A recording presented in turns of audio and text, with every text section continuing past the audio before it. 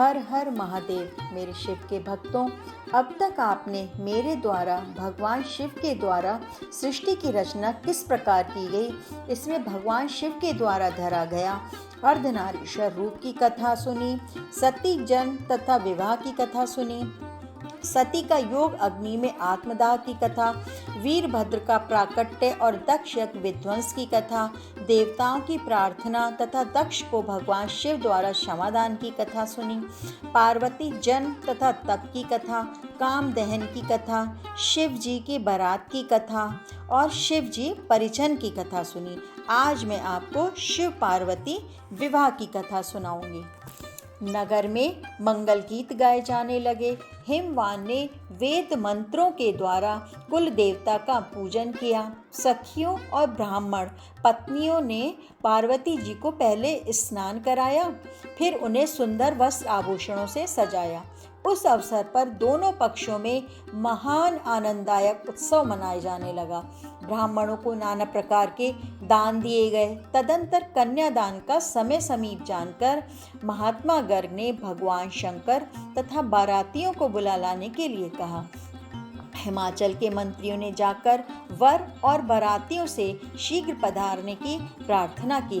भगवान शंकर को सुंदर वस्त्र आभूषणों से सजाया गया और उन्हें वृषभ की पीठ पर बिठाया गया। सभी बाराती भगवान शिव को आगे करके नाना प्रकार के बाजे बजाते तथा नृत्य करते हुए उनके पीछे पीछे हिमाचल के घर चले।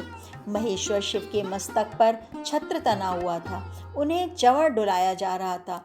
ब्रह्मा, विष्णु, लोकपाल और इंद्र आदि उनके आगे आगे चल रहे थे। समस्त देवता पुष्प वर्षा कर रहे थे। इस प्रकार भगवान शिव ने बारातियों सहित यज्ञ मंडप में प्रवेश किया। हिमाचल ने महेश्वर और सभी देवताओं की विविध भांति से पूजा कर उनकी आरती उतारी। उन्होंने समस्त मुनियों तथा देवताओं को प्रणाम किया तथा सबके लिए सोने का सुंदर आसन दिया। महात्मा गर्ग ने पुण्यावाचन किया। पार्वती जी के अंजलि में चावल भरा गया और उन्होंने शिव जी के ऊपर अक्षत छोड़ा। फिर भगवान शिव ने भी ब्रह्मा और बृहस्पति के कहने पर पार्वती जी का पूजन किया। गर्ग आचार्य के आदेश से उचित समय पर हिमवान और मैना ने कन्या का दान कार्य आरंभ किया। मैना का सोने का कलश लेकर अपने पति के दाहिने ओर बैठी। पुरोहित ने अर्घ्य, पाद्य, चंदन और वस्त्र देकर भगवान महेश्वर का वर रूप में वरण किया। वेदिका पर एक अत्यंत सुंदर सिंहासन था। भगवान शिव ब्राह्मणों को सिर नवाकर उस सिंहासन पर बैठ गए। तत्पश्चात मुनीश्वरों ने पार्वती जी को बुलवाया। सखियां श्रृंगार करके उन्हें ले आईं। पार्वती जी के दिव्य रूप को देखकर समस्त देवता मोहित हो गए। उनकी सुंदरता अनिवर्चनीय थी। जगदम्बा और शिव जी की अर्धांगिनी समझकर देवताओं ने उन्हें मनी मन प्रणाम किया। मुनि की आज्ञा से शिव पार्वती ने गणेश का पूजन किया। पर्वतराज हिमवान ने हाथ में कुश लेकर और कन्या का हाथ पकड़कर उसे शिव जी को समर्पित किया। जब भगवान शिव ने पार्वती जी का पानी ग्रहण किया तब सभी देवता अत्यंत हर्षित हो गए। श्रेष्ठ मुनिगण वेद मंत्रों का उच्चारण करने लगे।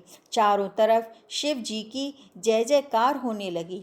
अनेक प्रकार के बाजे बजने लगे। आकाश से नाना प्रकार के फूलों की वर्षा हुई। शिव पार्वती का विवाह हो गया। सारे ब्रह्मांड में आनंद भर गया। हिमवान ने अनेक दास, दासी, रथ, घोड़े, वस्त्र और रत्न आदि गाड़ियों में लदवाकर दहेज में दिए। फिर हाथ जोड़कर उन्होंने कहा, हे शंकर, आप पूर्ण काम है, मैं भला आपको क्या दे सकता हूँ। ऐसे कहते कहते हिमवान ने अश्रुपूरित नेत्रों से शिव जी के चरणों को पकड़ लिया। भगवान शिव ने अपने ससुर को उठाकर हृदय से लगा लिया तथा उन्हें समझाकर संतुष्ट किया। मैना ने शिव जी के चरणों को पकड़कर कहा, हे नाथ, ये उमा मुझे प्राणों से बढ़कर प्यारी है। आप इसे अपने घर की सेविका बनाइएगा और इसके अपराधों को क्षमा करते रहिएगा। मेरी आपसे यही विनती है। शिव जी ने अपनी सास को भी बहुत प्रकार से समझा बुझाकर संतुष्ट किया। पार्वती जी अपनी सखियों तथा माँ मैना से मिलकर भेंट कर भगवान शिव के पास आईं। महादेव जी ने याचकों को भांति भांति के दान देकर संतुष्ट किया और पार्वती जी को साथ लेकर कैलाश लौट आए। उसके बाद शिव पार्वती विविध प्रकार की लीलाएं करते हुए कैलाश पर सा आनंद रहने लगे। तो मेरे प्रभु के भक्तों, ये थी शिव पार्वती विवाह की कथा। कल मैं आपको कार्तिकेय जन्म तथा तारक वध की कथा सुनाऊंगी। ओम नमः शिवाय।